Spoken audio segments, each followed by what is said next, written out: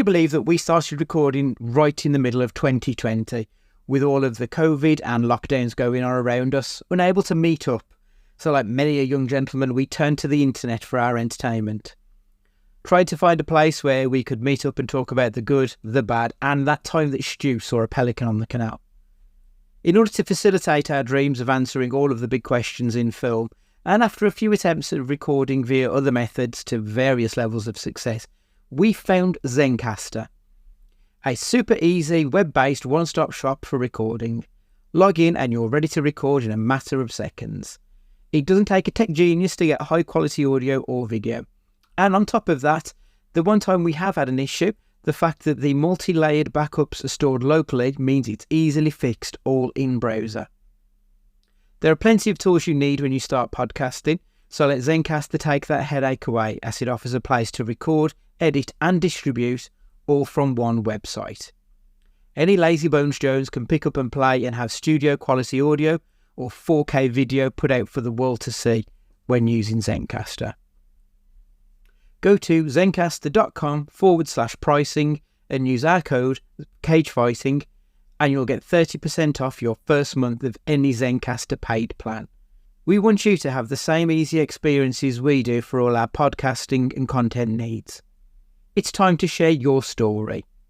And now, hit the music.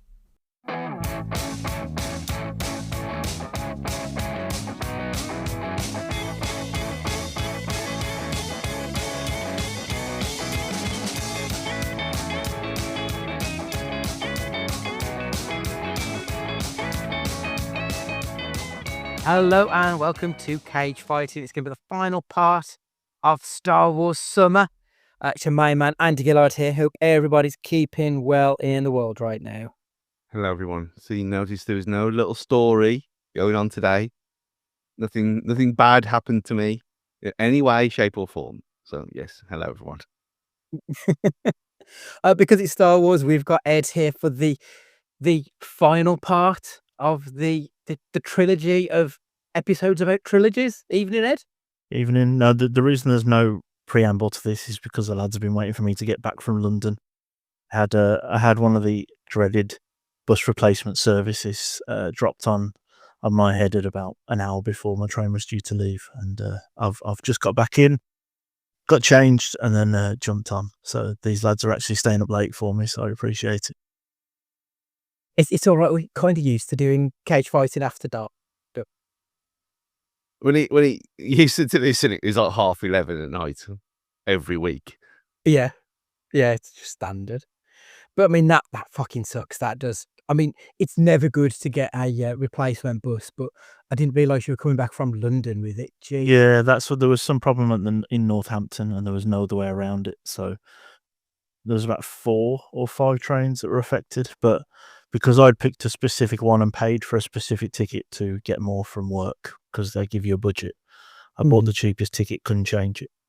So I had to go on the corresponding bus rather than jump on another train. So, well, at least you made it back in. Yeah, exactly. Exactly. It's all that matters. Right. First question. Was The Force Awakens the film we really needed to get the Disney stewardship underway? After all, it was basically a New Hope remade. Ed? Yes and no. I think it ticked all the boxes for Star Wars nerds, didn't it? That we had all the references, all the characters were back. So I got it. I remember going to watch it at the cinema going, well, at least it scratched a few itches in terms of nostalgia, but the story, I don't think I could put it better. It is a New Hope remade, isn't it? I mean, we've got the orphan child wearing the exact same clothes as Luke from the first film. She's then incredibly good with the Force immediately, which is exactly what happens with Luke.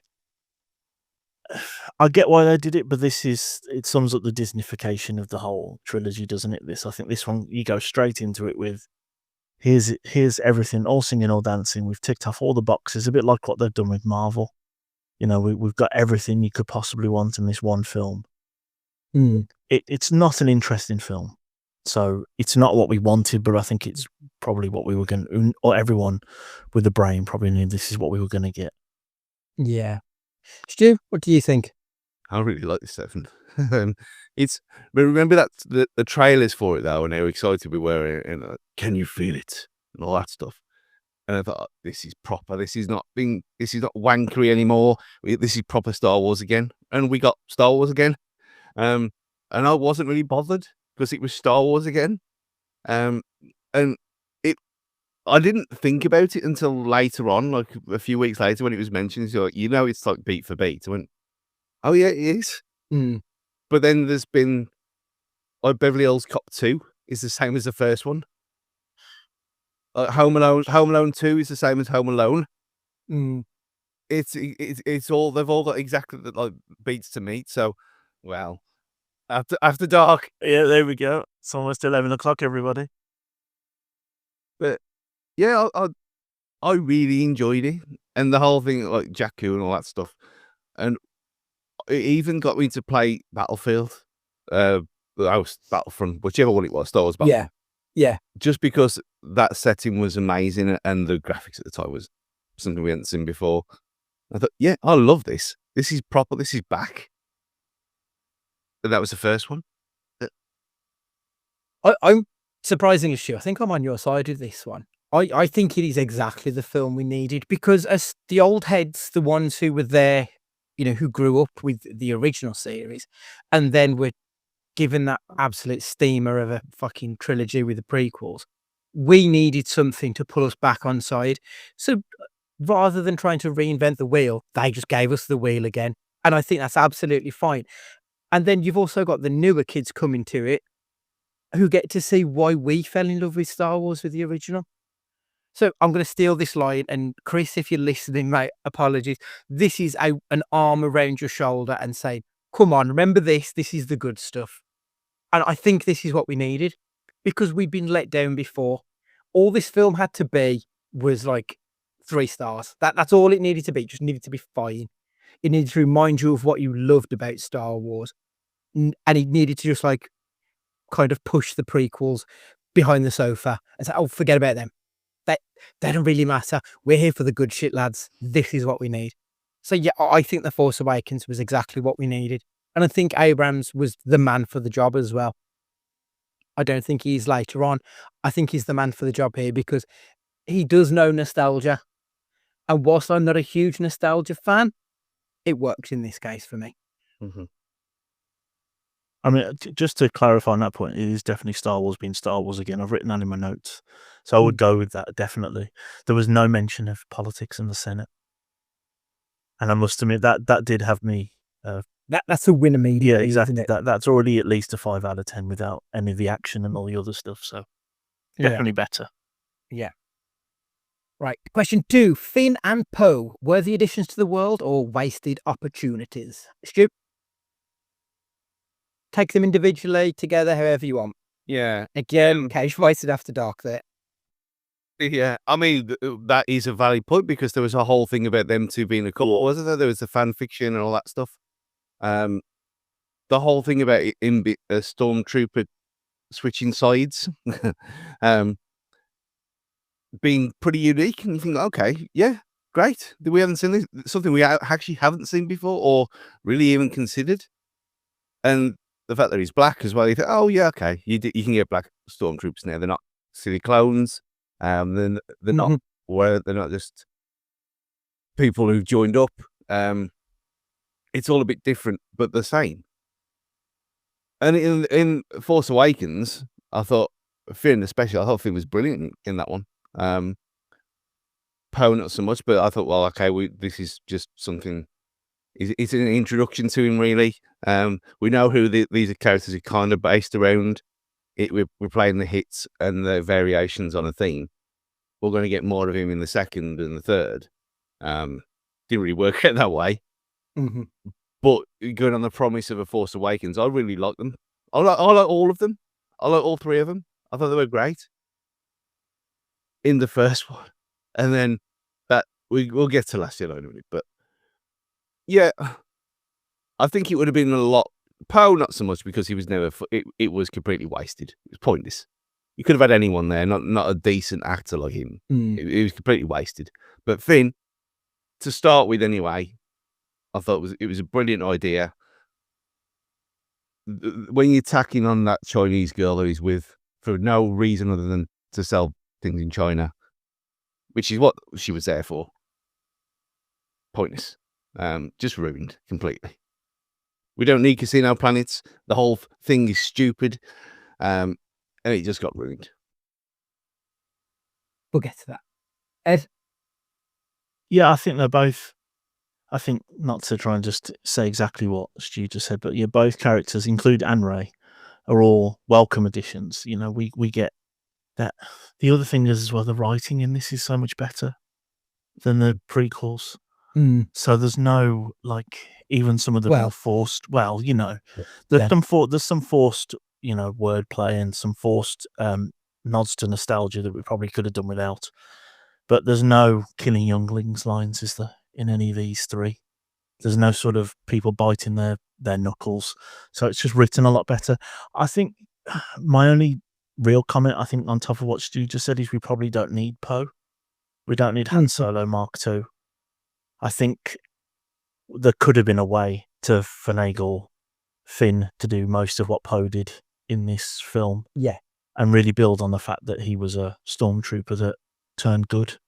Because that is actually genuinely very interesting, because there's a whole backstory there we don't get a lot of. You know, why were these kids taken away from families? Were they chosen to? You know, was it like giving them to the poorhouses back in the Victorian times? You know, was there a payment for it? We don't know. It could have added to the legend that is like sort of the Empire and the now the First Order. You know, are they that evil now that are just taking newborns and making them into these killing machines? So we probably could have spent more time on Finn, who was way more of the interesting character. And, you know, to touch on what Stu just said, they're opening up ethnicities, which I know is quite woke and quite. It's really on the nose, but it needed to happen in this day and age. So I think that was also interesting, and his whole journey from being a stormtrooper to being a someone fighting for the resistance is something that they probably could have delved into more. But I think talking about Poe and Finn, good characters acted well, but very different again to what we last talked about on the last pod. Absolutely. I really like Finn. I like the fact that we get to see this whole different side of things.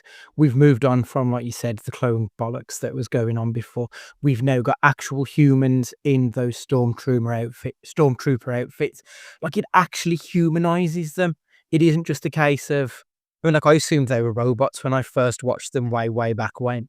Like, they were just like, you know, in the Teenage Mutant Ninja Turtles, you had the foot soldiers. And they were robots. That's sort of who they were. Didn't matter if they died. They were just cannon fodder. But no, they're not. It actually makes what happens to them mean something. And Finn being the face of that, I thought was a really clever move. And I'm a big fan of John Boyega. I think he's kind of reminds me of Daniel Kaluuya.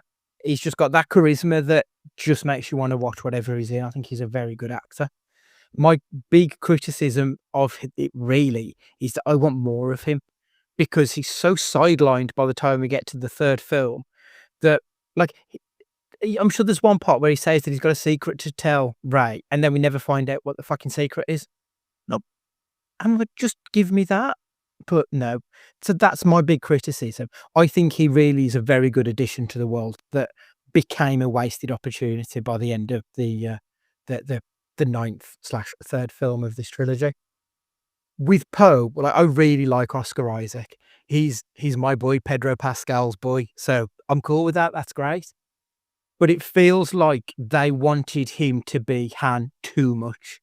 And they didn't give him anything to make him interesting other than having that roguish good looks charm. And like, you need to give me a bit more than just that. Like, Harrison Ford isn't just a handsome dude. He's a handsome dude who's got charisma and can act and was given a character that he could run with. And Oscar Isaac's got all of that apart from the character at the end. And it fell flat. The one thing I did like about Poe is very much his relationship with Finn. I felt like they had a good chemistry, and I really hope that that is explored in the future. If anyone is carried on into like Stu, what they're called, the fighter pilots films that we've got with Patty Jenkins, The Rogue Rogue Squadron. Squadron, if it's still the same. That's what it was Uh, called originally. Yeah, because I believe that is going to be like the next generation of fighter pilots. Why not get Finn and Poe to be like the teachers in that? Like it could be Top Gun in space with those two as the teachers. That would be cool. I'd like that. There already is such a thing. It's an animated show for littler kids. Okay. And Poe is in that. Okay. There we go. Keep them around then. Perfect. Yeah. That's what I want. To clarify, Foot Clan, not Foot Soldiers. They were the Foot Clan, but Same the thing, wasn't it? soldiers were the. Yeah, because you had the ones like the purple. The purple ones. That's what you. Yeah, they were the soldiers of that's who. Yeah. The one thing about Poe as well is that I feel kind of sad that he's saddled with the worst line of dialogue in probably cinema history. Not just Star Wars. This is one of the worst. Somehow Palpatine returned, Yeah. turned him into a complete and utter meme. Like they need to rebuild his character because he deserves better. Question 3, putting aside the untimely passing of Carrie Fisher and the repercussions that obviously had on the series, the death of Han, is this the most impactful death?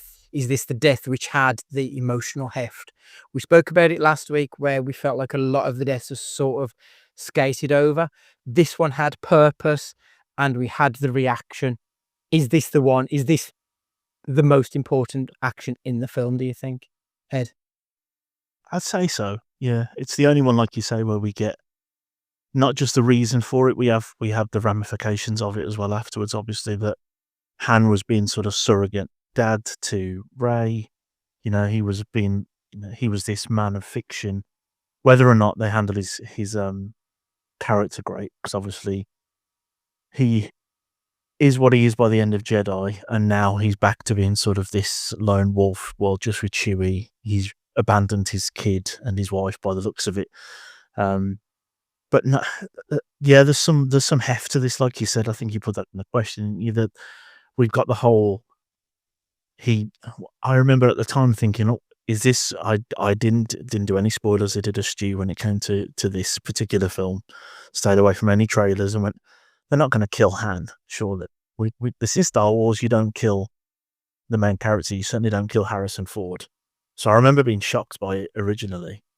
The ramifications of it is great. Whether or not we could have done even more with it, with the turmoil, with Kylo, is probably something we can discuss. But this was probably the most captivating part of the film in terms of that sort of on the bridge, waiting for it all to happen, seeing what was going to happen. That was kind of, if you were rewatching it with your phone in your hand, it's probably one of the few times you probably wouldn't look down for a bit to see how it was going to pan out. So I think it was, and it's probably the best death that's been handled in Star Wars. I mean, it's nothing like when Padme gives up, is it? This one has something to it, doesn't it?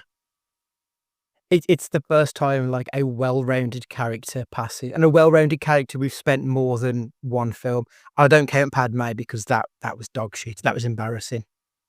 This is the first time we've lost someone who matters to us. And again, we knew that Padme was going to die ultimately because she's not in the future episode. So this felt like it. But also, as you say, the ramifications is that it helped Kylo become a better character as well. So it was important to the good guys and the bad guys. It meant something, which a lot of the deaths, especially in New Hope, like Obi-Wan dying the way he did was so quick and kind of worthless, especially because he's, in the background throughout a lot of it anyway, even though Force Ghost nonsense. Stu, what do you reckon? Yeah, there was. This was an opening night thing for spoiler reasons. And I quit the day off work. I was like, I'm there. Yeah. Audible gasps when it happened. Like everyone kind of knew that he didn't really want to do that much more, but we thought, well, okay, he's just going to be like a cameo then in the third one. And you think, okay, there's going to be some shenanigans going on or wherever. But to do that after that, like in Force Awakens, where like Ed said, when you got the band back together and him and Chewie, oh, we're home and all that kind of stuff. But then him jumping and bouncing around being rogues at his age, you think, yeah, it's probably believable because it's Star Wars and it's a kids film. But this is not going to end well, is he?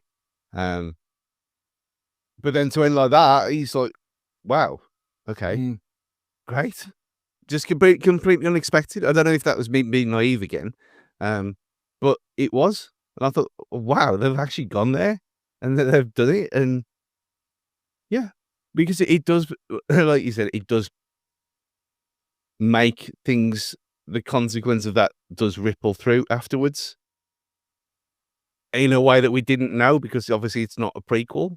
So it had automatically had that going for it. So yeah, it was, let's say it was great because it was sad, but it needed to happen.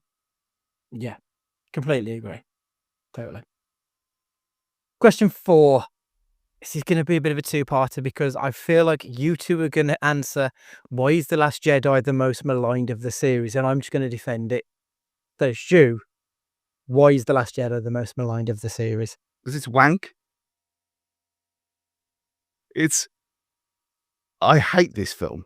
I hated it after the first time I saw it, and in the probably less than 5 times since.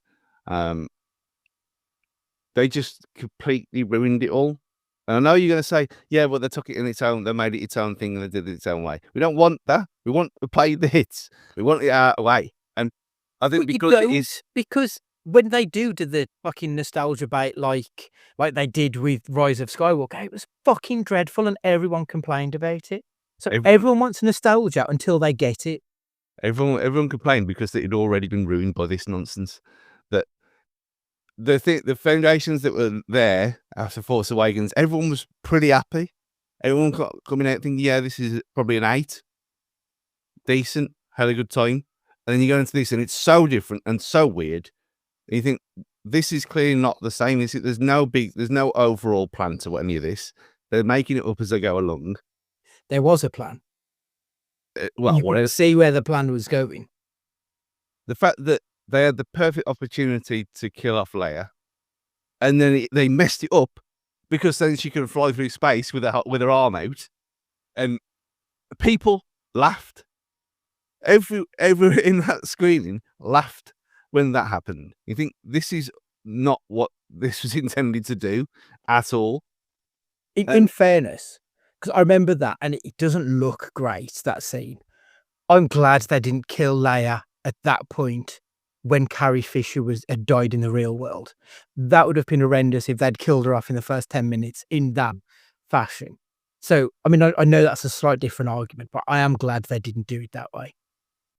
Yeah, I mean, the way they did it was fine, but it would have been more shocking, and the way she was as a person, it's like, well, she ain't gonna give any fucks, is she?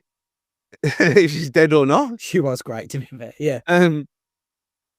No, and obviously we all knew because of what had happened to her that she probably wouldn't survive this film, even though CG and wherever, do what you do, keep people alive forever. But it felt shocking. I thought, wow, okay. And then the arm come out and people laughed. And I thought, well, this is just instantly gone. It's just gone, ruined. And then they had the whole thing about the warping into other ships bollocks that started. And I thought, well, okay, you're breaking all your own rules here, even if, you've just discovered this is a possibility. Okay, fine. You've never been able to do it before, understandable, but now you can just do it for anything. You can all be suicide bombers forever. Well, there's no jeopardy anymore because you've done this. And this was me watching it first time, and I thought, well, that's nonsense though. It doesn't make any sense. And just like the third one, course correction after the absolute disaster of this silliness. And I know, because why does everything have to be a planet? Why can't they just have normal things? Or why does that, like the clown on a planet? Why does it have to be a planet? Why Every sci-fi is like that, though. It is weird. Yeah. why does it have to be this way? Yeah. Why do you have to have a whole casino planet? Like, where's the pub? Like, Where the where's the off license?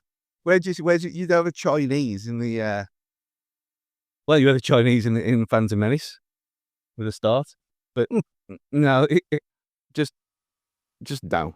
I think maybe because it was something that it wasn't, and it got it in my head that I thought it was going to be something else, and when it wasn't that, I was mad. But every time I watch it, it's not got any better.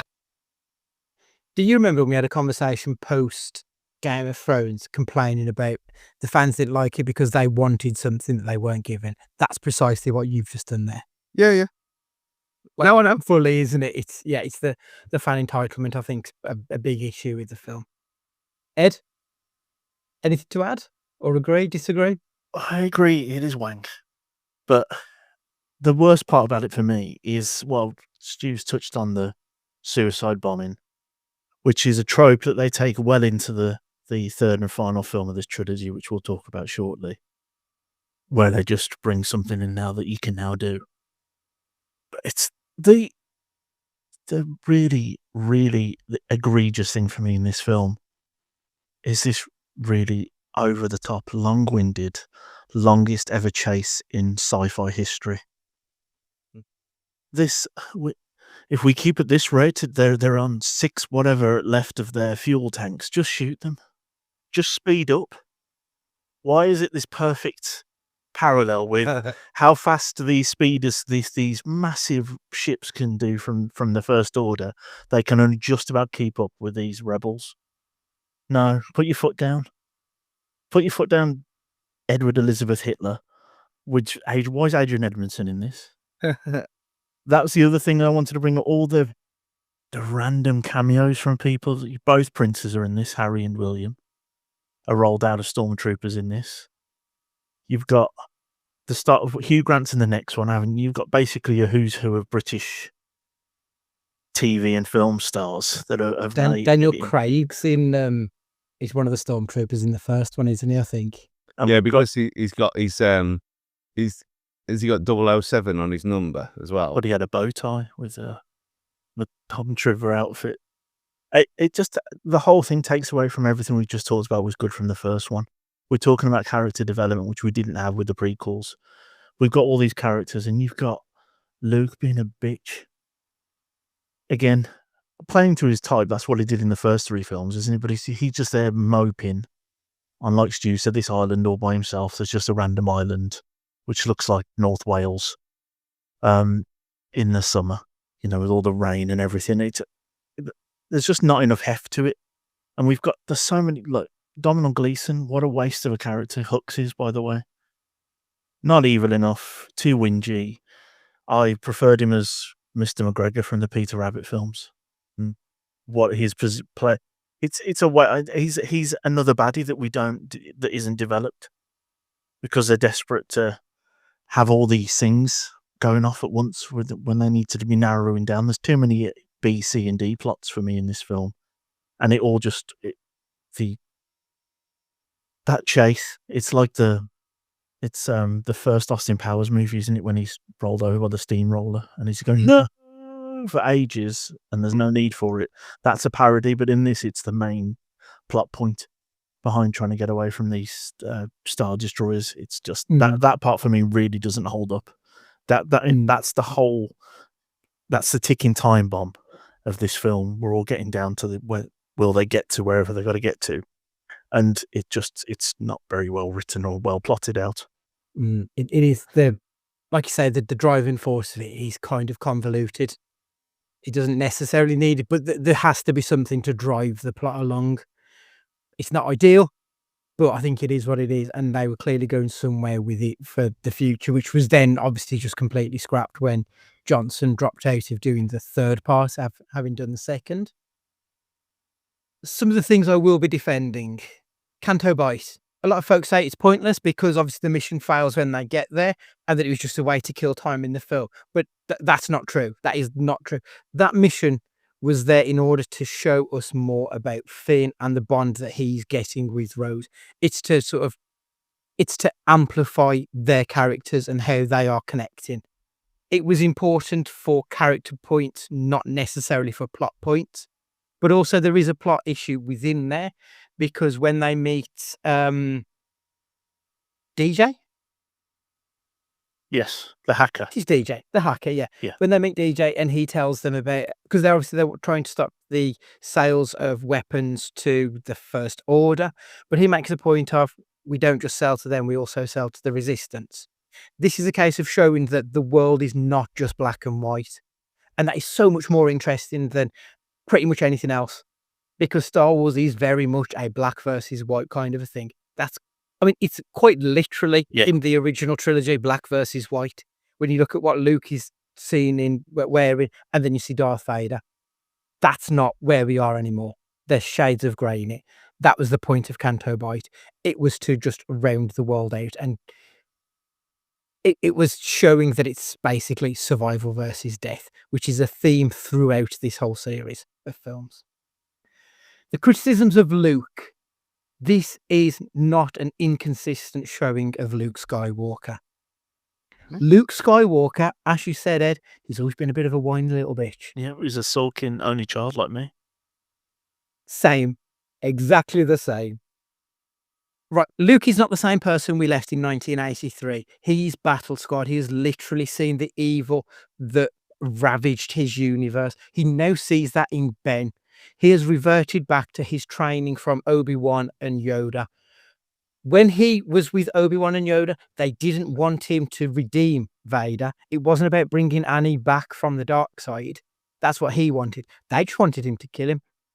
He reverted back to his training. That's why he had that moment of weakness where he thought he was going to kill Kylo Ren. So it's just consistent with his character. And the other thing that often gets brought up with Luke is the lightsaber.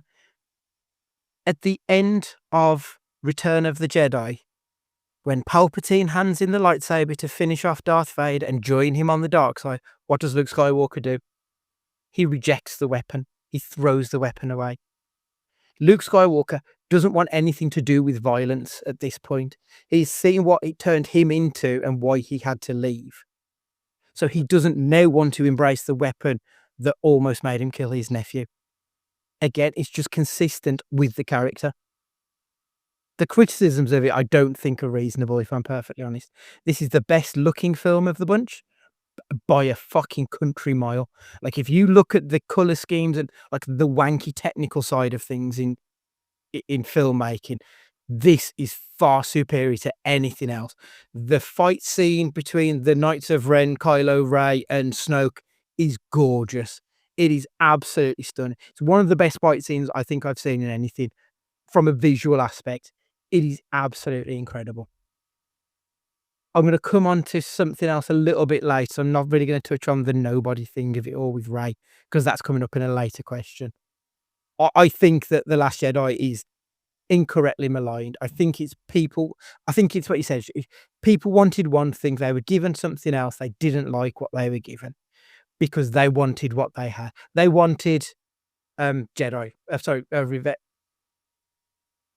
Strikes Back is what they wanted, and they weren't given that. They were given something that was going to take us in a complete different direction, and that's where we needed to go.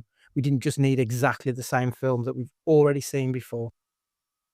That's what this is the film that made me turn against film that are nostalgia heavy, like Spider-Man and stuff. Had I not seen this film and realised that that isn't what cinema should be about, just rehashing the same old shit, I probably would have enjoyed Spider-Man. But actually, having seen this, I'm like, no, there's a whole fucking world of stories to be told, and that's what this tried to do, and people just didn't like it. And it was shit as well. It wasn't. It's not as bad as one we're about to talk about. I never close. I never got the whole Luke thing at all. Just didn't understand it. It seemed like people were piling on at that point. When there was a lot of other issues that I've already said. The Luke thing was it never even Even looking at that, then it never even crossed my mind. It's an open goal because Mark Hamill is not a very good physical actor. His voice acting is incredible, but his physical acting, yeah. his physical acting is really hammy, and that doesn't help. Unless he's got a massive hand. That's a bit of Jan Silent Bob lore for you.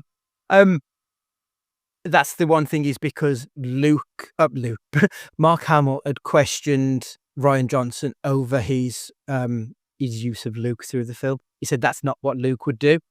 I think the issue is that Mark Hamill doesn't realize that Mark Hamill isn't Luke Skywalker. Like, he knows that that's not what Mark Hamill would do, but I get it because he's grown up and he's no longer the child that he was when he was playing Luke in the originals. And I think he wants that to be how it is, but that wasn't the case.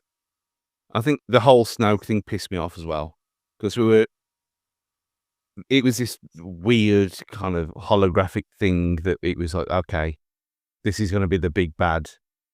And then you have that fight scene, which is incredible. Watching that fight scene on an OLED TV is one of the best things you'll ever do. It's ridiculous. Utterly ridiculous. I'm not saying we're going to spend $2,000 to just watch that, but it was, I think it was a demo in PC World or Corey's, the same PC. And they had it on there as a tech thing, and it was ridiculous. But then it's just, he just gets killed then? Okay.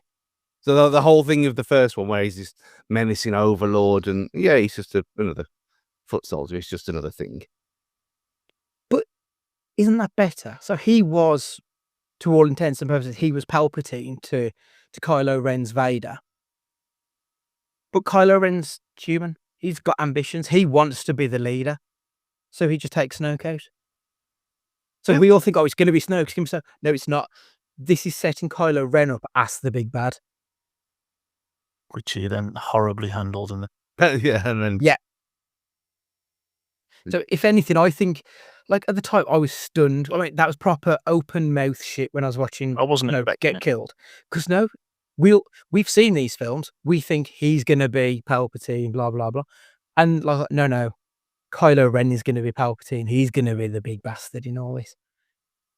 So actually, that was just the ascension of Kylo Ren, which I thought was, again, much more interesting than just giving us what we've already seen.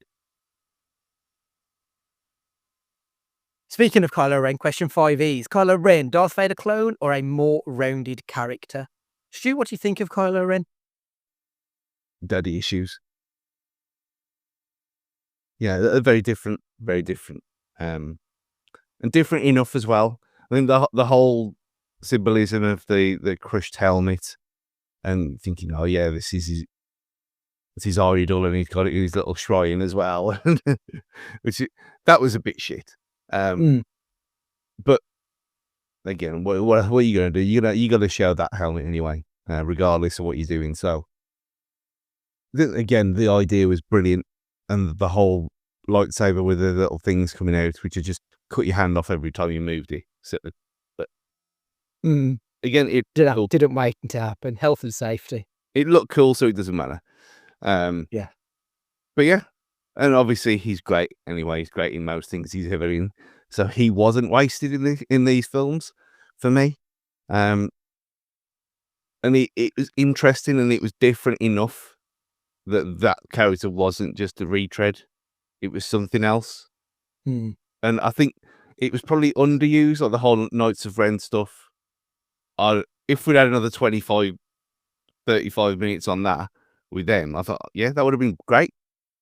Because that was an angle that was just not explored. Obviously, it was in the books and stuff afterwards, but in the films, it was never explored, really. They were mentioned, and I thought, he's got these followers. He's like, these people, or has he brainwashed them? And you just don't know because he obviously force powers through his ancestry and stuff like that. So I liked him, and I think even in the third one, I didn't have an issue with it. He was probably the strongest out of all of them in the end. So he wasn't Darth Vader, and I don't think they tried to make him Darth Vader for me. I think they kept it just the right side of the line. Ed, are you in agreement with that? I am. I think he does his broody stuff that we talked about with Hayden Christensen, but does it really well, doesn't he, Adam Driver? That's the difference. He's a much better actor. He's the modern day Robert De Niro, as far as I'm concerned. I think he's got it. The lightsaber with the hilt is really cool. It's very Thundercats vibes going on there with that to it. But I think, like what Stu just touched upon, I think for me, I know we will talk about the Rise of Skywalker in a minute, but his character arc is really interesting. He's a great actor, a very, very, probably too good really to be in Star Wars films. But they just we don't get enough of him, I don't think. And all these nostalgia bombs and budget Helen Mirren and her purple hair in this particular film, the amount of time wasted, I think, on some of those, if we took 10-15% of those away and gave it to him for us to see this, because the difference with him is, like you talked about, Andy, is that we're used to all of this, but he's fighting the goods that he feels inside of him rather than the bad. So it's actually really quite interesting. Mm-hmm. It's a very wanky word to say at 11:20 at night, but juxtaposition between what we're used to with Star Wars and what he's delivering. And I just think we could have had more of it. I think we could have got rid of some of the nostalgia bombs. I think we could have got rid of some of the forced dialogue that we had in some places to give him chance, even if he just needs to be mean and broody for a couple more minutes on screen. Would have been really good for it to see his struggle. But I agree with Stu. I think it's the right side of this Darth Vader 2.0. And I quite liked his shrine, to be honest. I think that's the point, isn't it? He's harking to be on this dark side, and he's harking to be his granddad. And he's just like his granddad, he's not very good at it in the end. Yeah, I mean, my point on the shrine looked a bit shit. Oh, yeah. Like, the idea of the shrine was good. But where is the helmet from? Yeah, oh well. It's like when I only had 2 Lego cars, and now I've got a whole cabinet of. At some point, a collection looks shit until it looks better, right? I get that. Exactly. That makes sense. Fair, that's fair. Yeah, considering Darth Vader had twice as many films and a part of a TV series, Kylo Ren is infinitely more rounded a character than Anakin/Darth Vader ever was, I think. He's not just a faceless killer with no particular motivation other than my boss says I need to be killing people, which is a bit worthless, really. Kylo Ren wants power. He's fighting for power. Hence what we're saying about him versus Snoke. He wasn't just willing to be the apprentice. He wanted to take the mantle of the top dog, I think. He's battling nature versus nurture as well, which I thought was quite an interesting thing to do. And it's also, you touched on it there with like he's shrine to Vader. It's legacy versus individuality. Whilst he recognizes his legacy through, his mom, his dad, and his granddad, he wants to be his own man. He doesn't want to be Darth Vader just listening to what someone else has got to tell him to do. He wants to be the man telling people what to do. Without Star Wars, throughout Star Wars, we've never really seen that in a character. We've never seen anyone actually have ambitions other than really Palpatine. And his ambition was to just live. Like, still to this day, I still don't really understand why Palpatine did anything that he did other than it was just a survival technique. Like, he's kind of a shit-written character thinking about it now, looking back. I like that Kylo Ren is a better embodiment of darkness versus light as well. I think it helps that we actually get to see his face and that he emotes these emotions rather than it being, just an asthmatic breathing machine with Vader. I think that does carry some weight with it. The one thing that I do think that Vader has over Ren is the mystery. Like there is that mysterious nature that they then piss away by giving us fucking Hayden Christensen being dog shit throughout those films. Like they kind of ruin the mystery. But when you think about the original trilogy, that mysterious nature of Darth Vader is kind of sexy. it's kind of cool. That's what we want. And we don't really get that because we do get the story. We get the arc on screen, but we also get the preamble as well. We find out why he's sort of, started this journey down the road he has. So, yeah, I think Kylo is a much, much better character. I'd like more, but when I see how they handle the next film and have generally handled stuff, maybe just leave what we had and we'll be thankful for the memories of Adam Driver as Kylo Ren. And we don't need more. So, the Rise of Skywalker. This is the culmination of the Skywalker saga. Was it a direct or was it a misfire? Ed? It's a misfire from the original Stormtroopers in the 70s. Without trying to spoil too far ahead, this is going beneath at least one of the prequels in my top 9. Let's just talk Palpatine. Where the fuck did he come from? Well, I had obviously not even picked up on that bit of dialogue that you mentioned, Andy, in the film. And it's in the last film we just talked about, where Finn tells Rey that he's got a secret he needs to tell her, and then he still doesn't tell her by the end of this one, which shows there's no joining up with what that should have been. I don't know. But the whole premise of the bad guy from way back when is now back, and why? Well, he just happens to have managed to beat death. Brilliant. What are we doing with that? This is like when you wrote a story in primary school and you said it was all a dream at the end because you haven't got a way of getting out of it. And they built it up to this point. It's just this was hard to watch. I found this one really hard to watch. There was nothing going on in it.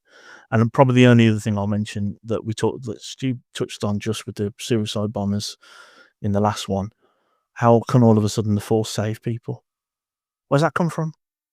We've not had that in the other 8 films. Yeah, it comes out of nowhere. Why don't she saves that snake first and you go, I've watched enough Midsummer Murders to know that's going to come up later. So you go, okay, that's going to come up, and then someone gets saved, and then she saves Kylo at the end, who then saves her, and it's like, oh, then he dies. Why didn't we save Padme?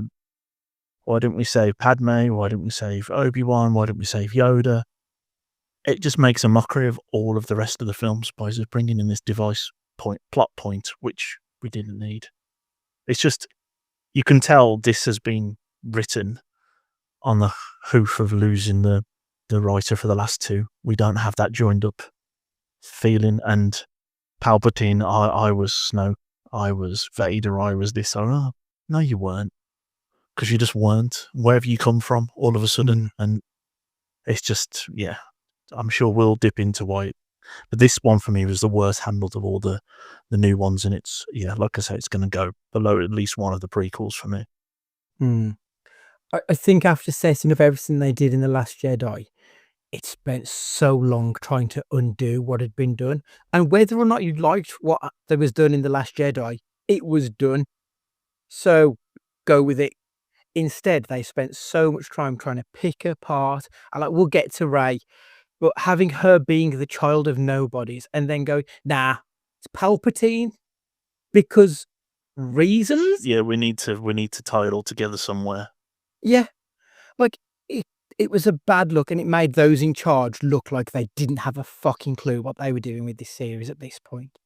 And that line that somehow Palpatine returned, that is evidence to that. They literally had no fucking idea what they were doing about the big bad. So the answer is, I don't know. Not got a clue. It's just, yeah, it's done. So that's why he's back. That is dreadful writing. Whoever wrote that should be shot, because that is criminal. Someone got paid to write that line, and that is embarrassing. And Palpatine being the big bad again. This feels like the ultimate issue with fandoms, I think. They want nostalgia to the detriment of storytelling. And then when they get it, they will still complain about it. This is why I don't care for films that just hawk nostalgia as their biggest selling point, because it's empty. It is an empty vessel. It tells us nothing new. It doesn't introduce anything into the world of worth. a slight aside whilst we're talking about deaths and stuff. It is so creatively stagnant. They faked 5 characters' deaths throughout this film. Chewie, C-3PO was a mind wipe, so effectively he was going to die. Yeah. Kylo multiple times, although ultimately he does die. Rey, and of course, somehow Palpatine returned, undoing what was done in the previous series. Like, we've criticised how they've handled death, given it such little impact. This film made death meaningless. I've said this before, Stu, whenever we spoke about the MCU. As soon as they undid one death, it made everything irrelevant. Because if you can undo death, then absolutely nothing matters in this world. Well, This film's a fucking insult. Mm-hmm. They haven't undone death. They're just because they're not the same Palpatine. characters. Well, Palpatine. Oh, in the MCU, I mean, Oh, yeah, but it is. It doesn't matter if it's from a different universe or what. The fact that they're not dead, they're not dead. So I don't give a shit. You've taken all the stakes out of it because they can just be replaced. It doesn't matter that Tony Stark's dead. not my Tony Stark. I've just done a quick Google. So this story was written by the 2 guys who wrote all the Jurassic World sequels from 2015 onwards. Sounds about right. And a bit of TV is what they've done. So Derek Connolly and Colin Trevorrow. And then it was adapted by J.J. Abrams and his mate. Stu, hit or miss? When things don't make sense, I'll get mad. And again, it wasn't the fact that I hate The Last Jedi. I'm like, but this was just a disappointment. Thought, well, what could they possibly do to get it back from last time? And there was ideas or different scenarios, and then things just didn't make sense. So if it doesn't make sense, it's not enjoyable to me. Unless it's like Fast and Furious and it's stupid. Yeah. Like, it's not meant to make sense in that world, is it? Yeah. Like you've both already said, the whole thing, Palpatine stuff didn't make sense. Rey stuff didn't make any sense. The stuff about, we've just killed one of our best characters off anyway. Let's just do it again. Well, do it again then. Leave like 2 of them left. But you have that stuff with in the white and the red and the salt and everything, and things like that look amazing, and then it's all ruined by silliness, and it's just meh. It was more. It didn't make me angry. It just made me disappointed. Yeah. Who's the spy? Oh, it just happens to be Hux, who's the most important person underneath the real big baddies. Why is he a spy all of a sudden? Yeah. And then very next scene he's in, he's shot and killed. So there's no build up to him being found out as the spy. There's no why is the general the spy? It's just Richard E. Grant says it's you and shoots him. The best part about this film is Porgs. The Porgs were great. That took me a minute. I thought you were going to say kind of Porg. I don't know what that means. Google it. Google it on incognito mode. Oh, I don't know. I'm going to I'm just going to look at Porgs. Oh, dear. Pawgs. P-O-G-S. Reactions. P-O-W-G. Pomegranate. Oh, P-A-W-G, yeah. Oh, no. Oh, okay. Oh, that's not so bad. When I typed that out, I thought, yeah, I recognise that from that's a categories. Yeah, that's a category on X-Hamster. Fucking X-Hamster, Jesus. That's still going. Yeah, it was about 25 minutes ago.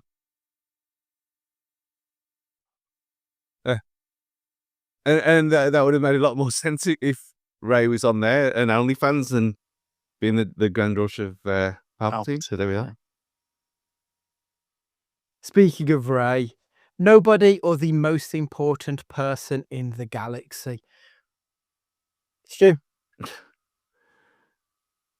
it was cut. If she'd just been, oh well, she can just do this stuff,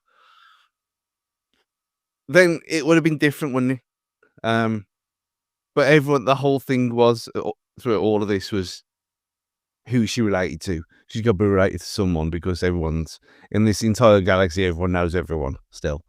But isn't that because we've been trained throughout probably all of cinema, not even just Star Wars, but all of cinema to believe that kind of stuff? Yeah. And obviously why C-3PO and R2-D2 are in all of them. Like, why? It doesn't make any sense.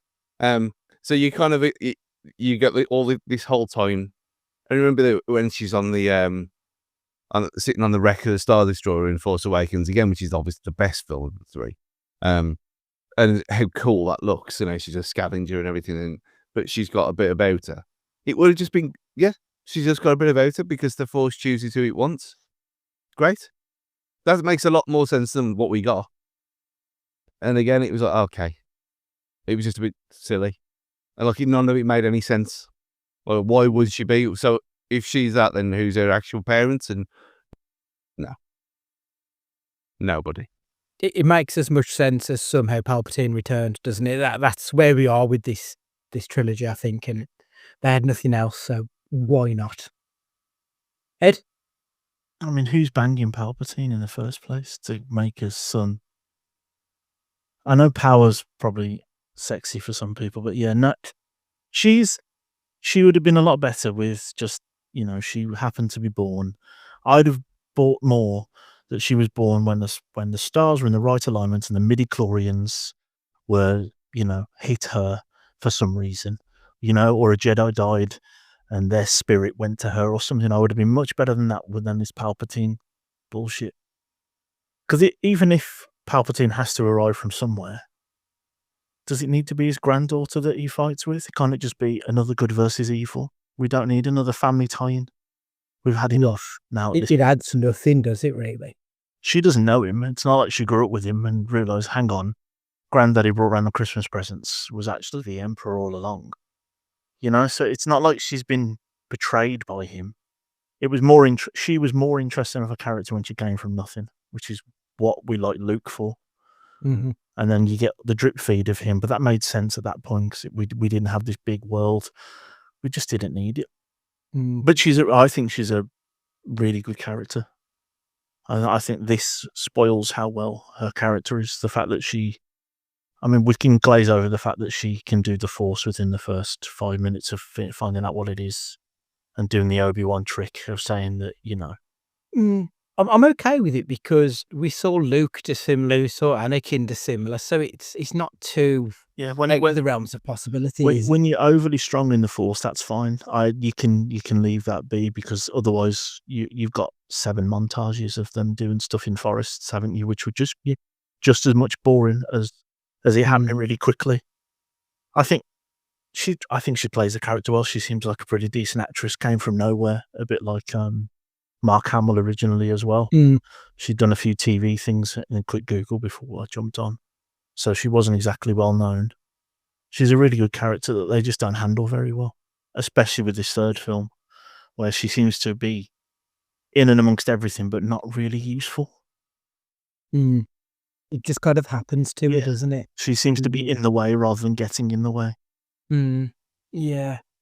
But I think Rey being nobody is infinitely more interesting than her being the daughter of a god. I just don't like the Bible myth of the chosen one. We've seen it hundreds and hundreds of times.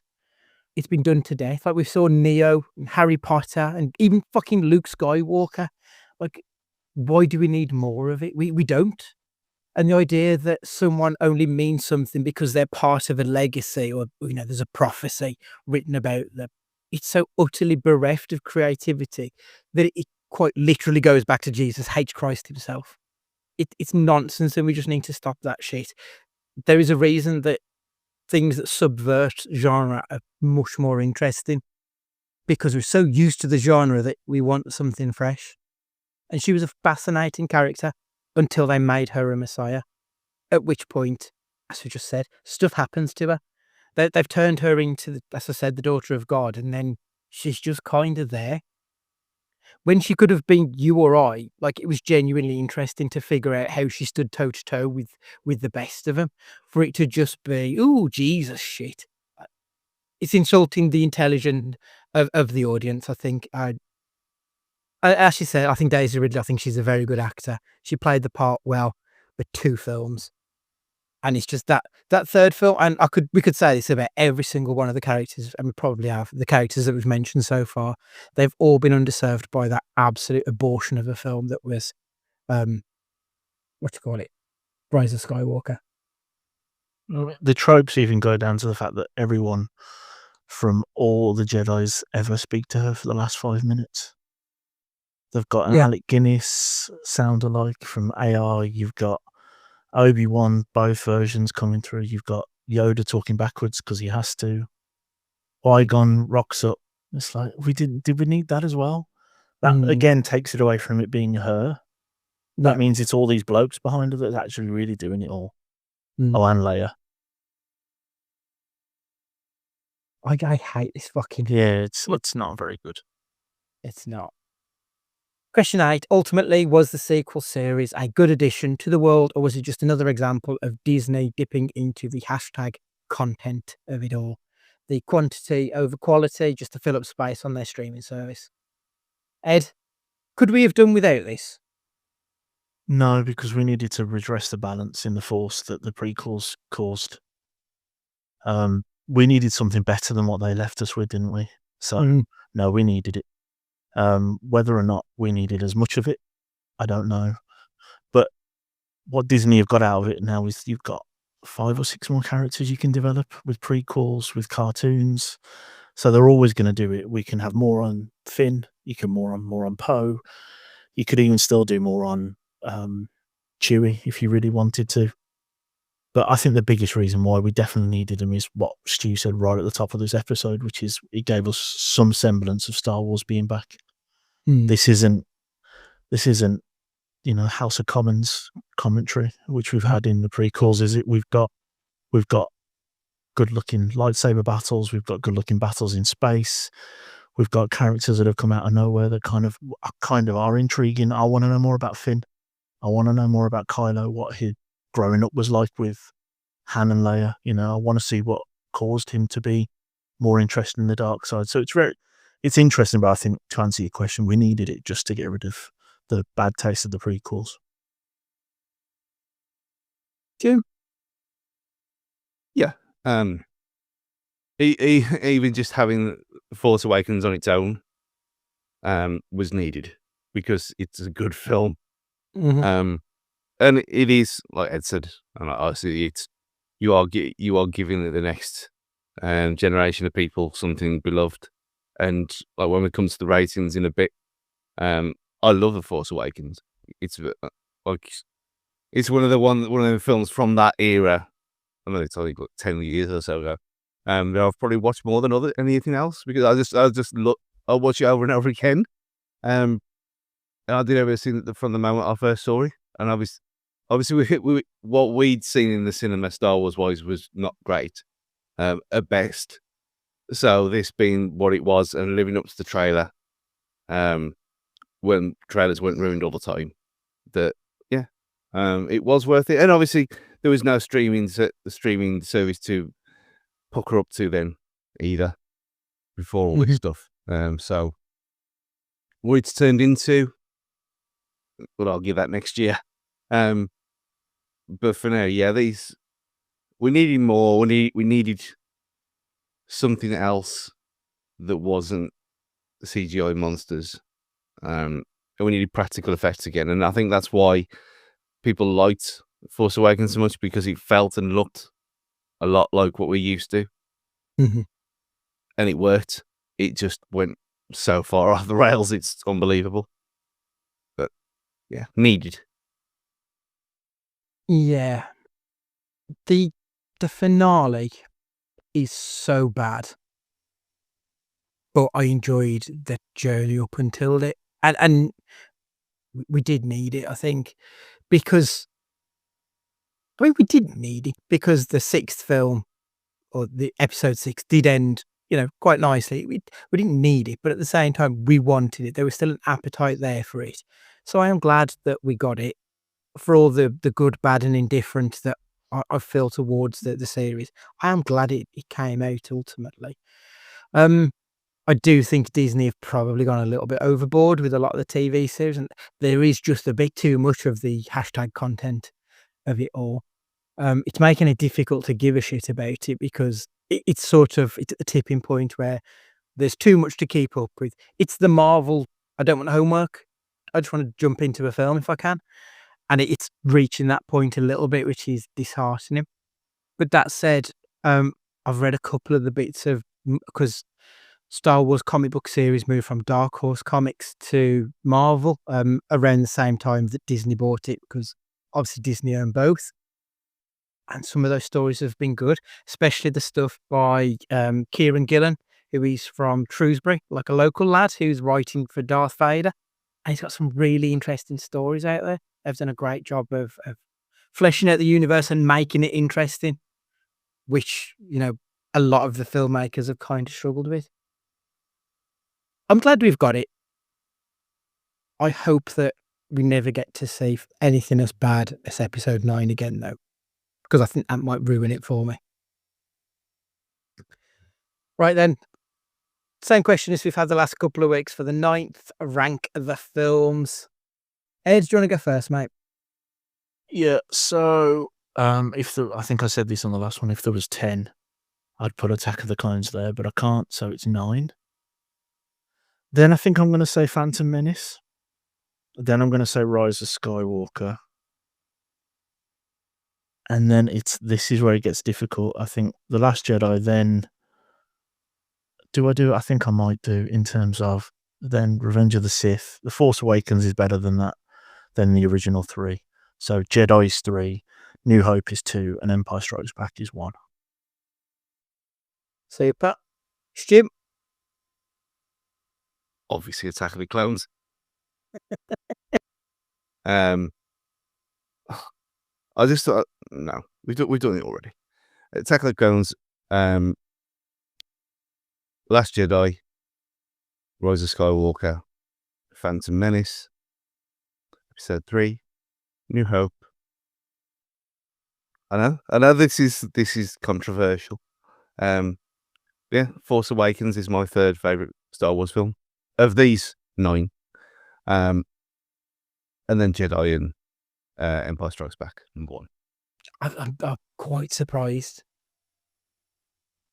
I know you like it. I know you've been a big fan, like whenever we spoke about it. Yeah, I'm quite surprised at that. What's not surprising is number 9 is Attack of the Clones for me. This shit. Like, it's unwatchable. It is an unwatchable movie. It's far too long and it's just boring. And as I said before, cuffed up, hot as fuck, Padme cannot save that film. 8th place is Rise of Skywalker. Hate it. Phantom Menace is slightly better just because of that final fight scene. And as I said before, I think the John Williams score, it's one of his best ones. I think it's a very good one. Then I've got Revenge of Sith, Force Awakens at 5th, then Return at 4. Is that harsh? No, I think that's right. I think That's all right. No, I think I prefer Return of the Jedi than Force Awakens. Then A New Hope. And then at number 2 is The Last Jedi. And number 1 is Empire. Like, Empire is the best film. It's the best storytelling. It's everything. The Last Jedi, I think. Empire is the best story. Last Jedi is the best filmy film. And as someone who likes filmy stuff, that's why that one works so well for me. Like, a lot better than pretty much all the others. I think it's a really good movie. So yeah, that's my 9. But I think next year when we come to do it, like, I've already started to plot it out for what we'll be doing for Star Wars Summer Part 2. 1 episode on the 3 Star Wars spin-off films. So there's the Ewoks cartoon, the Droids cartoon, and got the holiday special. But if we do that at Christmas, I don't know. there's 3 TV movies apparently that I need to try and find out about those. We could do an episode on the future of Star Wars because apparently they've lined up like half a dozen movies, so that could be interesting. Clone Wars / Rebels, if we get a chance to look at it, and then one episode on the Star Wars TV world. So we've got a few things that we can look at, but that will be in 12 months' time. Apparently, so this episode, the day that we're recording, 12 months today, should be the release of The Mandalorian and Grogu. So Pedro and Baby Yoda should be here. Ed, have you seen The Mandalorian? I've seen the first. Has there been 3 series? Or just 2? It was 2 and the Book of Boba Fett. I haven't. So I've seen The Mandalorian. Yeah, then there was one after. I'm sure there was. Yes, there was, wasn't there? Sorry. Yeah, I think it has been 3 in the book, isn't it? I think I've definitely seen the first 2, but the fact that I'm having to say I think means that you can tell what I thought of them. I think it's without getting into it now, it's a waste of an incredibly good actor for me. So slow. It's, I mean, we liked it, Stu, but it is a bit of a funny one because it has beats that are brilliant, and then we'll get a complete filler episode. But I think we've never watched it all in one go, have we? Ever? No. So, I mean, we'll definitely need to pre-Mando and Grogu, I think. well, that's what I'm planning to do anyway, because when Andor's finished, I'm going to watch them, both of them, and then Rogue One after that. Because I ain't seen it for years, Rogue One. So, they're going to be 3 of the same thing. So, it'll make a lot of sense to do it that way, and then go into watching others, and then fit in Mandalorian around where it should land. I made an executive decision around Rogue One. I came out of the cinema and felt like I'd got Star Wars back, and I haven't watched it since because I want that feeling. It felt that felt like it was Star Wars. So I haven't gone back to sully my memory.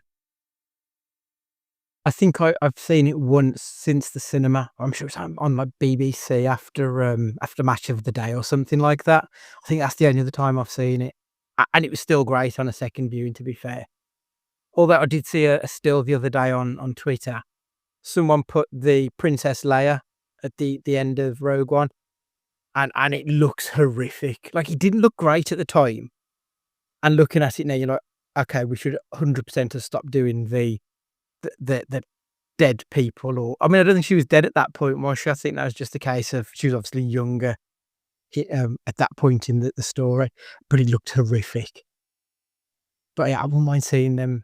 I'm quite tempted to do that same watch along issue because I need to do Andor like pretty much immediately. I've got to try and catch up on The Last of Us and then do the 2 seasons of Andor, and then next year will be Mando leading into the film. I think. Yeah. That's the plan anyway. Right, okay then. I think that is everything I've got on the list here. So that is the first part of the podcast done. Then we'll be back after a short break when me and Stu will be talking about Nicolas Cage in the Humanity Bureau. Ed, you'll be joining us again in a couple of weeks when we've decided what we'll be doing. So Yep. Ed, it's a lot for coming on, mate. Much appreciated. How are you? And hopefully you don't get stuck on the train again, or on the bus rather.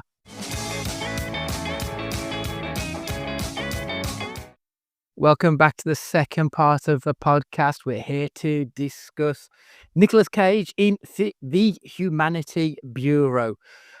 Pure B-movie vibes off this one, Stu. Within seconds, I shouted out, what in the name of green screen is going on here?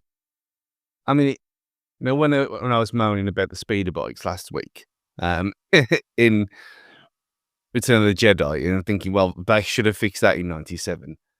To use the same technology, and not in a kind of Sin City ironic way either. And it looks so bad within minutes of this film starting, which for me was randomly in Italian, the writing. Okay, right. Oh, yeah, mine was at the start. Yeah, weird.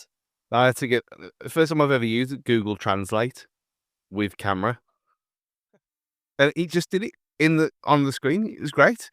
It's amazing, isn't it? Like, as a piece of tech, like I know we're supposed to hate AI, but when it comes in like that, you can kind of see the advantages of using it, can't you? It is pretty amazing. Yeah, the advantage of knowing what the film's actually about, which kind of does help, although it's kind of explained. Yeah, it was. Yeah, it's not a deep one, is it? This one, like everything's pretty much there. Yeah, Not much thinking going on with this, I don't think. it wasn't a wonderful start with the cart, and he's quite ridiculously bad receding hairline in this one. But it's like really fucking thick at the back. Yeah, But he's just got like pure Widow's Peak cage going on at this point. you And can this see was where. what, 2018 was it this released? 17, 18, something like that. Yeah, 18 apparently. So not that long ago, but this feels like it was like how we know like Nicolas Cage's run in the world. This feels like it's the end of the bad times with him. Yeah, this could have been in like Mom and Dad era. Yeah. Although I really enjoyed Mum and Dad Yeah. It's for a, this it's a one, yeah. bad example, but it was It- that kind of thing. yeah. He just looks so old. I know that again, that's the point of this, but still. Yeah, I think this might come like just before Pig as well, which is kind of mad. So Pig was 2021. Apparently that was released. Oh no, this is during prime schlock Cage. It's just before Into the Spider-Verse. So yeah, we've got some shit. So it was made in 2017, but released in 18. 211. So that film we watched not that long ago follows this. Between Worlds then follows that. Then Spider-Verse, A Score to Settle. Then Colour Out of Space. We're starting to pick up a little bit. So it's towards the end of the dark times of Nicolas Cage, but it's still the dark times, isn't it? I think this one. I mean, bear in mind, when you said you'd started watching it and I had it on the screen, I lasted 10 minutes. Bearing in mind, I'd already had a few beers watching that quite awful Palace Wolves game. And I started it at 10 o'clock, which wasn't a great idea anyway. And I lasted 10 minutes. I thought, there's no way I want to make this. And it's only, hour and a half long. So I thought, no, I'm going to abandon ship and I'm going to watch it properly tomorrow. So I watched it on Wednesday afternoon, for context for people. And when the film had finished, because I had to go to a meeting at the school, so I just came in the room at 2 o'clock, and the garden was flooded, and I had no idea. I missed all the storm, because I had it on, because it was in the daytime. I didn't have my headphones on. I had my soundbar on with virtual surround and everything on, and so all the gunfire and everything just completely coincided with whenever the lightning and thunder was going off. I was completely baffled by what had happened to me in a film where there is no rain because the world is dead, which is the ironic parts about it. But that aside, it was something. Yeah, so I suppose a very brief overview of what this film is about. I suppose we're set in the year 2030. The world is on its last legs, and Nicolas Cage plays an agent who basically checks people to see if they are efficient enough to be part of society. If they're not, then they get moved on to New Eden. We then find out that New Eden is actually a hoax and they're being murdered. And the film is basically a road trip with Nicolas Cage, a boy and a woman. Like in a nutshell, that's sort of the film is them. Yeah, I suppose it's Cormac McCarthy's The Road, but infinitely shitter. Yeah, I mean, this is more uplifting though. Which I know. I mean, brain cancer is probably more uplifting than The Road, but yeah, that is true. Yeah, it's there's bits in this where you have to leave you leave your brain at the door with these things anyway. But like I the two notes that I put down for it, because I just thought it doesn't make any sense. Like, why would the kid's heart stop when he fell off a roof? Yeah. Like, if he falls off the roof to the point that it kills him, like, he's not coming back from that. And yet somehow he does. That didn't make any sense at all. Yeah. And he suddenly just start compressing. Didn't even check anything else. No. No broken limbs or anything. No, he's just heart attack or why not? And then when the boys come back and being completely fine, and then he gets some with that air gun thing in the guy's eye, and then so it cuts to him, and he's got a piece of bread on his on the broken eye with some duct tape over. It's never mentioned. Yeah, like, what a weird thing. I proper chuckled at that because it felt like it came out of nowhere. It would have made more sense to have just had a dripping with blood eye rather than putting, like, a piece of toast over it. I couldn't figure out what the fuck he was doing. So bizarre. And then when he comes back with that kind of Morpheus single glass thing, like, which did look strangely futurist. Well, in a kind of future cool way. Yeah. Yeah, I agree. Like, it did. It felt completely out of tone of everything else because it looked a little bit cool, but nothing else in this film looks cool at all. Like, there's no cool future tech. I mean, they try and make us think that a USB stick would work by just waving it at something. Like, that's as cool as it gets. Is just there's a new USB. Yeah. So for him to have that eye stick thing, it was out of keeping with the rest of the film, I felt. I mean, you got when he says that there's no vehicles been made for 30 years, and yet the car that he's got is knackered anyway, and yet it's got all this voice command stuff in there. Yeah. Yeah. I'm sure it was supposed to be 2030 as well, so it's not like it was that far in the future. Yeah. So yeah, weird. On the good side of things, that it was a tight 90. It didn't flounder. It was a pretty basic story, and it kept on track. Like, I wasn't expecting a lot, and I wasn't given a lot, but not necessarily in a bad way. Yeah. No, exactly. I mean, I was my own downfall trying to watch it pissed, and Yeah. tired. But when I did watch it, I actually sat there and I shouldn't be enjoying this film at all. It's obviously shit. Yeah. There's the whole thing about the mystery about the woman, and the whole thing about like the Chinese credit score system that they're going off. Like you have to work more than you take out. Well, it's got a bit of a message here. And like that random Photoshop with Trump. Why? I feel like the politics of this film probably are quite right-leaning, to be honest, if anything. Because I noticed quite early doors there was a MAGA poster and stuff in the background, and I thought, okay, I think I know where we're going with this film. Pretty straightforward. And yeah, it did sort of lean into this is what we expect our future to be if, we don't start caring about our fellow man, sort of thing. I don't know how well it worked, if I'm honest. I think what they were going for and what they actually delivered felt like it was potentially a little bit far apart. Mm. Yeah, it just falls into that category like a lot of these that the idea was actually pretty good. And Yeah. the premise was decent. Some of it kind of the bits that they left alone worked really well for me. Mm-hmm. But when they pushed it a bit too far, it just fell apart at the seams. Yeah, that's It fair. was like, the idea was too big for the budget that it clearly didn't have. Mm-hmm.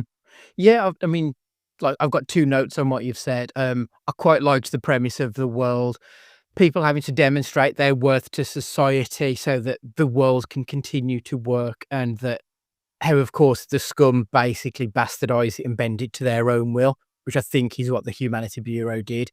And also, they did well with a very small budget. Like, you could tell where the green screen was. There was no hiding it. But it didn't look overly shitty. Like, we've seen worse in bigger budgeted films. It just looks like what I'd expect from a very low budget film. I think it did. It sort of got the most bang for its buck, to be perfectly honest. Yeah. Again, I didn't expect a lot. They didn't give us a lot, but they gave us enough.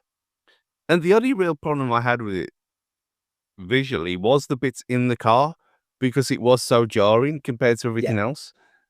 And obviously they've gone out into the world and captured that footage to put on the rear. I presume it was rear projection in the old way of doing things. But regardless of how it was done, they still had to capture that footage. So why not just go and take the people there and do it yourself? I'm wondering if it was shot after the fact, Maybe. like if it's reshoots. But then I can't imagine they'd have had the budget to have done reshoots. So it does seem a strange one, because there are scenes where they're next to the road that they're driving down. So why not? Or Maybe there's a budget issue with moving vehicles and the kind of insurance that they need for it, potentially. I don't know. yeah, or I mean, it was obviously filmed in Canada as well, so you can probably say it might have been too snowy for that scene, and they had to do it later. Something as simple as that. Potentially, yeah. Yeah, that makes sense. But other than that, I thought the rest of it was all right. Like you said, it's nothing that you couldn't see on. It's better than the old Sci-Fi Channel stuff that we used to have. It's better than Battlestar Galactica and all that kind of thing. So, but it was fine.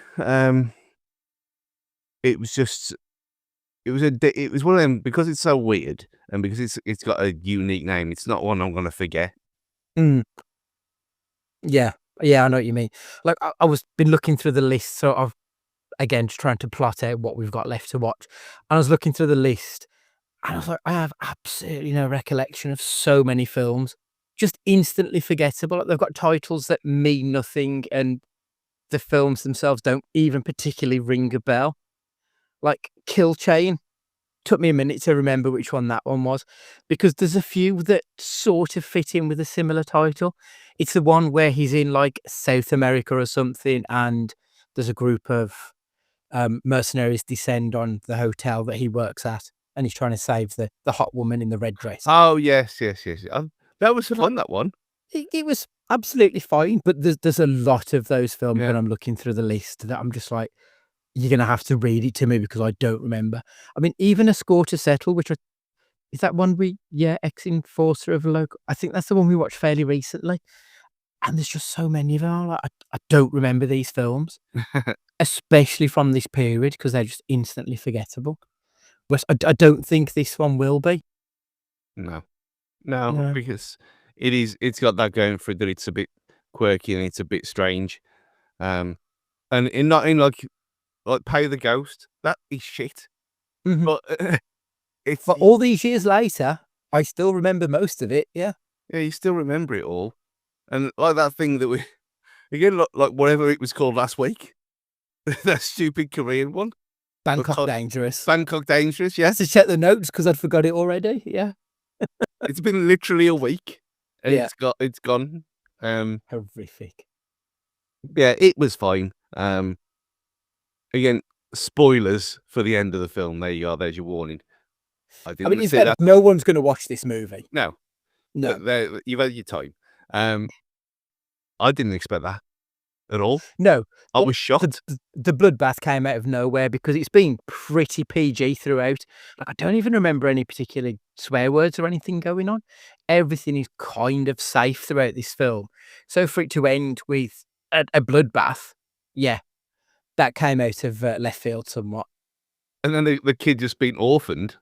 Like, well, okay. Yeah, we've got the Canadians who are just here hiding out, being the good guys. And then you see the message about about New Eden, and you think, oh yeah, there really is no hope, and this is all there is. And yeah, he's been shot in the head. And there ain't many of these films where Cage actually dies. No, there isn't. Like, I'm trying to think of any. I know he died in Kick-Ass. Are there any others? Like, nothing's springing to mind. There's definitely another one, because I remember talking about it at the time, because it is so rare. It's like he's like anti-Sean Bean. Jiu-jitsu. They killed him off in jiu-jitsu, didn't they? Yeah. Push on his apprentice lad. Yeah, like it's rare as anything, because he's 9 times out of 10, he's the hero that saves the day. In this, he wasn't really. He was the hero who helped the kid. He's So, kid. yeah. I've got that down in my bad. That was convoluted for no particular reason. So for the people who haven't wasted their life watching this nonsense, right.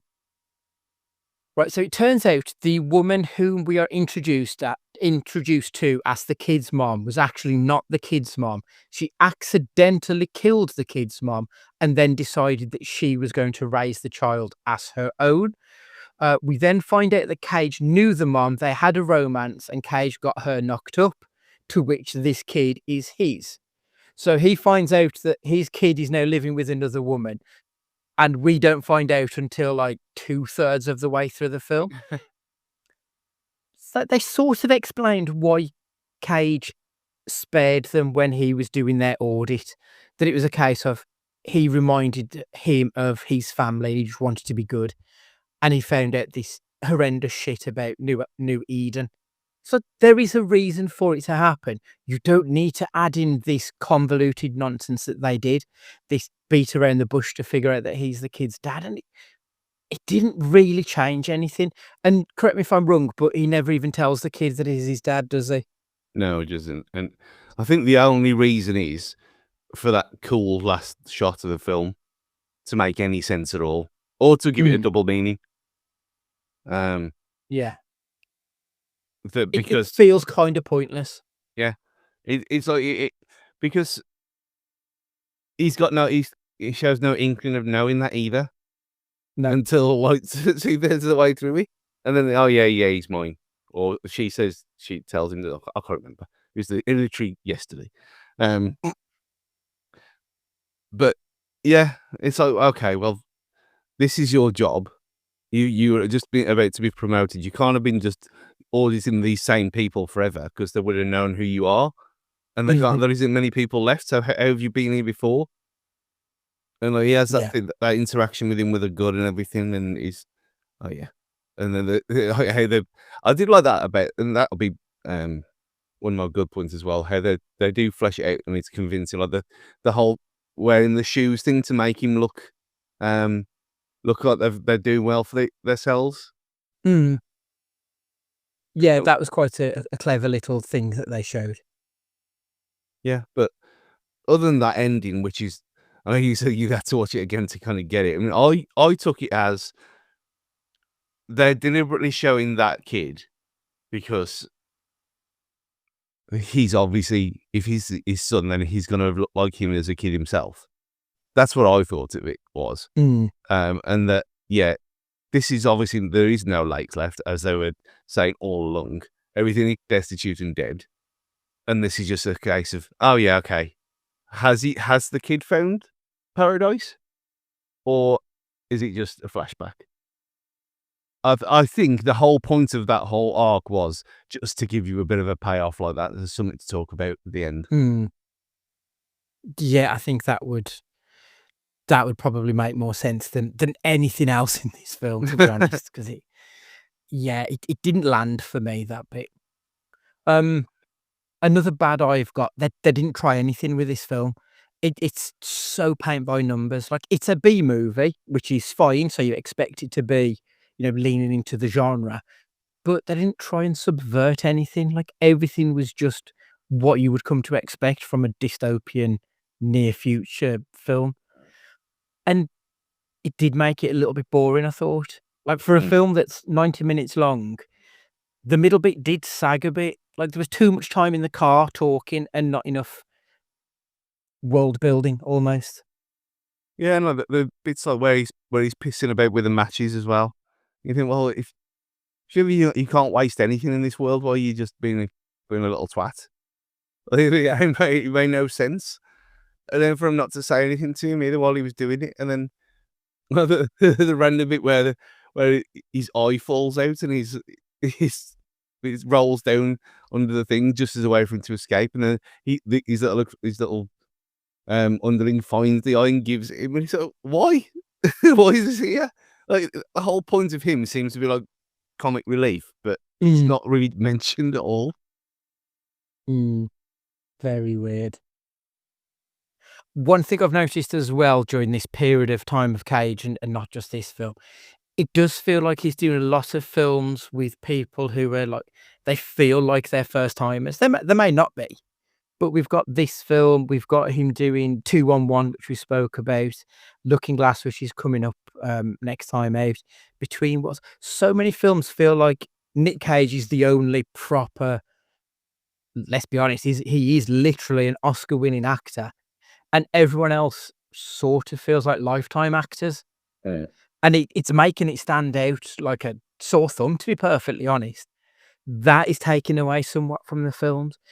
I feel like a lot of the budget on this period of time are just going to Cage. It feels like there's not enough money to go around to like build a decent cast. And I think that would probably help a lot of these films, is to have more than just him being the focal point of it all. Yeah, because they are. I mean, the kid is awful. Yes, Stand. terrible. Yeah. All the henchmen are terrible. The unintentionally comedic bad guy is probably the best thing about it, other than Cage. But again, I don't think that's deliberate. So I'm not sure if you can be. Yeah, you are right. It's obvious where the money's gone. And if you had someone like, I don't know, like Michael Biehn, instead of him, like a King of the B movie, it might have been a bit more camp, a bit more shitty, and it had probably been a lot more fun because you at the same level. Yeah, that may help. But it's just like the levels between them is just too much. So ultimately, Stu, did you like the film? I didn't hate it. That's exactly what I've got. I didn't hate it. Yeah. On the one or the other, I'd say, yeah, I did enjoy myself watching it. I'm never watching it again, but like I said, I ain't gonna forget it in a hurry. Yeah, it was a fun time, for what it was.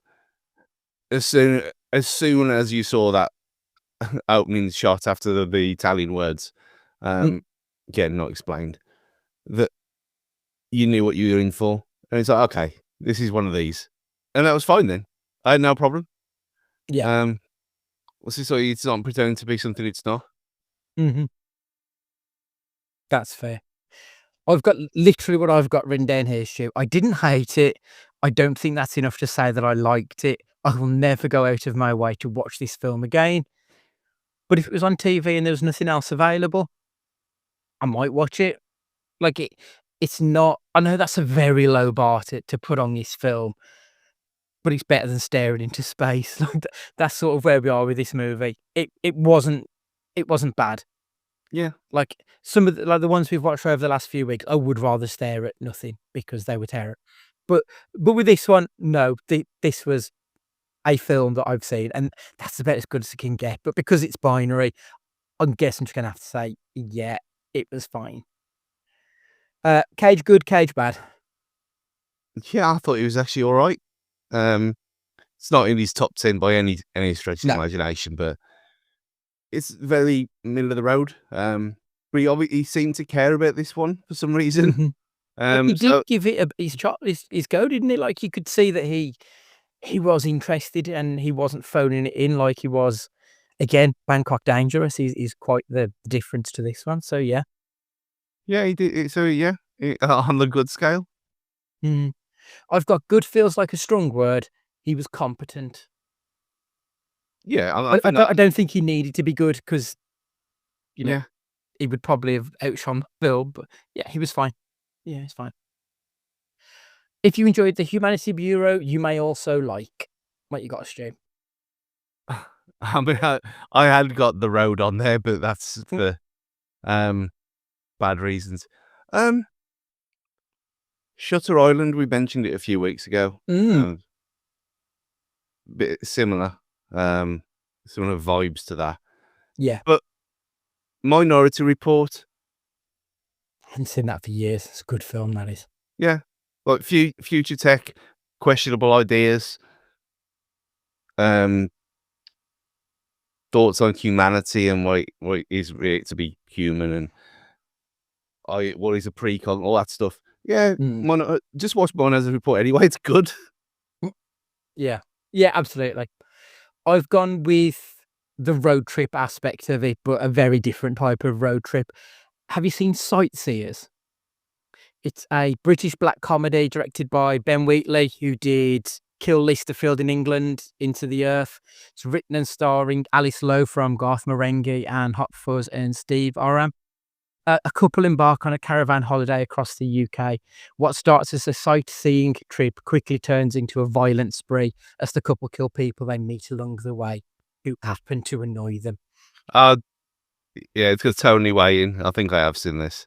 It's a really good blend of humor and horror. It's a twisted take on love and control and frustration. I enjoyed it, but then I'm the kind of person who wants to kill people when they annoy me, so that might be why. Right, it's another Nick Cage another Nick Cage film in the record books. If you've seen this for any of those and you want to get in contact, it's at Cage Fighting Pod on the socials or cagefightingpod@gmail.com for any emails. I don't know what's going to be happening in the next couple of weeks because Stuart over here is going on his holidays. So we might have a week or two off in the offings, but we'll let you know anyway. Anything else? I was gonna say you can do whatever you want. I'm not here, so you know what you could do? You could you could actually watch Bond films. You could watch it after watching all of them. Well, by the time this goes out, all of the Mission Impossible films in the space of 2 weeks. Yeah. The Daniel Craig Bond films are better than they actually are. You think? Yeah. Okay. Honestly, I think I've seen a couple of the Craig ones and didn't really like them, but okay. yeah, it's I'm saying them ones because they are contained in their own world. But they're a lot more serious than the Mission Impossible, obviously, because it's an impossible mission force. It's a stupid film, and they're all pretty much exactly the same, other than the last ones. But I think you in particular would enjoy the Bond films a lot more than Mission Impossible, just because of how they are actually really well made things. They're not really Bond with the bitches and the gadgets and the stuff like that. It's not like that anymore. It's a lot different. They're more like the Bourne films than anything else. But having watched which it, I did like. yeah, exactly. I think you should that should be your thing. Get Dean back. Watch the Daniel Craig Bond films. You got a week. Casino Royale's the first one, isn't it? Yeah, Casino Royale, Quantum of Solace. And then is it Skyfall, Spectre, and the last one? Well, I've seen the one that everyone raved about, Skyfall, and I hated it. Yeah, Skyfall. Really hated it. But you probably didn't have the context of Vesper, though, did you really? Didn't need it. It was a shit film. I think the last one was good. I liked the last one. No Time to Die? Yeah. Or Too Much Time to Die, whatever it's called. Something like that. But I liked Spectre more than Skyfall anyway. Okay. Fair enough. We'll see. Because I kind of want to watch a war film, Stu. Like, I need to put that myth to bed. Like, I've kind of figured out that when I was at school, we read this book that was set during, I think, the Second World War, and it was boring as shit.